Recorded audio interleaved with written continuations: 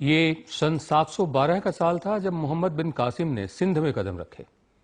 माना जाता है कि हिंदुस्तान में इस्लाम की आमद तभी से हुई, लेकिन भारत में इस्लाम का रिश्ता तलवार से नहीं, कारोबार से बनना शुरू हुआ था। मोहम्मद बिन कासिम के आने से करीब 100 साल पहले हिंदुस्तान में पहली मस्जिद की बुनियाद पड़ी। करीब 1400 साल पुरानी वो मस्जिद अभी तक कायम है, याद दिलाती हुई कि हिंदुस्तान में कितनी तहजीबों, कितनी आस्थाओं का पानी आता जाता बसता रहा है। आज भारत मां के झोले से केरल की चेरामन जुमा मस्जिद।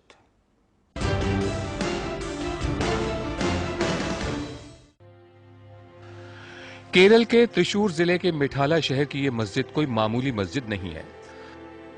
माना जाता है कि यह हिंदुस्तान की सबसे पुरानी मस्जिद है।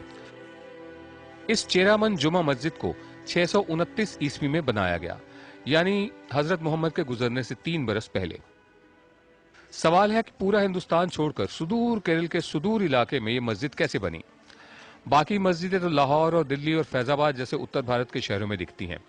दक्षिण भारत में लगता है कि हैदराबाद के आगे आंध्रा, केरल और तमिलनाडु बस मंदिरों के इलाके हैं।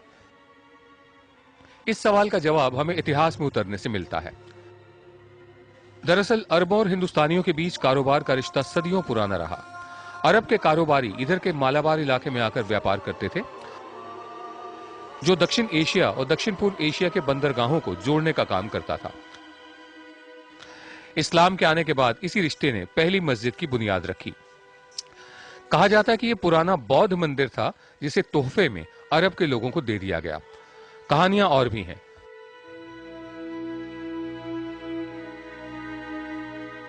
बताया यह भी जाता है कि उस दौर में चेरा राजा राम वर्मा कुलशेखर पहले राजा थे जिन्होंने इस्लाम अपनाया। बाद में चेरा राजा चेरामन पेरुमल मक्का तक गए और उन्होंने वहां कुछ लोगों से कहा कि वो आकर उनके राज्य में इस्लाम का प्रचार करें।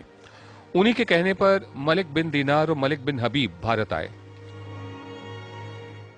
कहते हैं मलिक बिन दीनार ने ही ये मस्जिद बनवाई। हालांकि इसके शिल्प पर हिंदू मंदिरों की भी छाप है। सबसे खास बात यह है कि यहाँ हजारों साल से एक दिया है जिसमें कभी सभी धर्मों के लोग तेल डालते रहे, और केरल में ये इकलौती मस्जिद है जिसमें सभी मजहबों के लोग आ जा सकते हैं। यानी हिंदुस्तान की पहली मस्जिद चेरामन जुमा मस्जिद अब तक अलग अलग आस्थाओं को जोड़ने का काम कर रही है।